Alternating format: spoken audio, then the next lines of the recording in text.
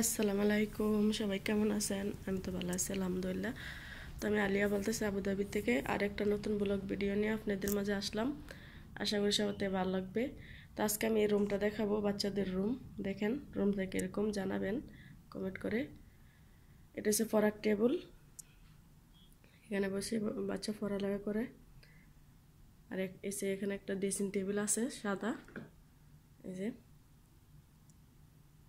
তো হ্যাঁ, আবার এই সাদা ফার্নিচার পছন্দ করে বেশি।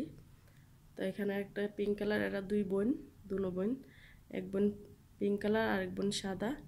আর এটা হচ্ছে বাচ্চার পড়ার টেবিল। আর এই যে পিঙ্ক কালারের পর্দা লাগানো হয়েছে। তো এই যে এখানে জারবাতি লাগানো আছে। আর এই যে কালারিং করে উপরে লাগানো হয়েছে ইত্যাদি বুক লাইটিং। তো এই তো, সবাই কেমন আছেন কমেন্ট করে জানাবেন। তো আমিও ভালো আছি আলহামদুলিল্লাহ। তো এই যে এখন রুমটা দেখাইলাম। তো চলুন, এখন আমি চা বানাইতে যাব। চা খাবো, চা বানাই ফেলছি অলরেডি। তো চা খাবো। তো এই তো রুমটা পুরোটা দেখালাম আপনাদেরকে।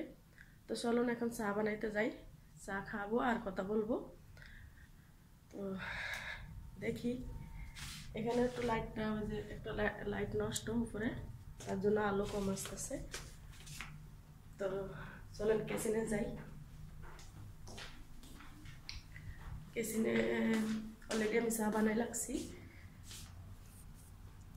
তো এই যে এখানে আমি চা বানাই টেবিলে রেখে দিছি, এখন এখান থেকে নিয়ে যাব। তো এখানে চা নাস্তা সব বানাই লাগছি। তো আমিও খাবো, আমিও চা কাপ নিয়ে আসি। এই যে ঘরের মেন দরজা, আর এটা হচ্ছে হলের মাঝে এই যে লাইটগুলি লাগানো আছে।